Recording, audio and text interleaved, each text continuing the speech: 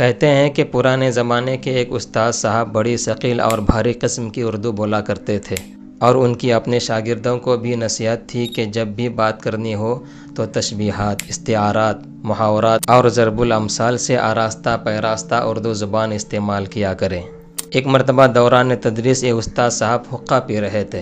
انہوں نے جو زور سے حقہ گڑگڑایا تو اچانک چلم سے ایک چنگاری اڑی اور استاد جی کی پگڑی پر جا پڑی۔ ایک شاگرد اجازت لے کر اٹھ کھڑا ہوا اور بڑے ادب سے گویا ہوا، حضور والا، یہ بندے ناچیز، حقیر، فقیر، پرتقصیر ایک روح فرسا حقیقت حضور کے گوش گزار کرنے کی جسارت کر رہا ہے۔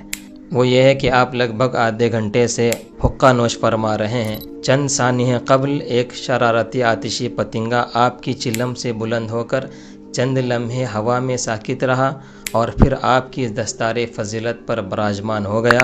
اگر اس فتنے کی بروقت اور فی الفور سرکوبی نہ کی گئی تو حضور والا کی جان کو شدید خطرات لاحق ہو سکتے ہیں، اور تب تک پگڑی جل چکی تھی۔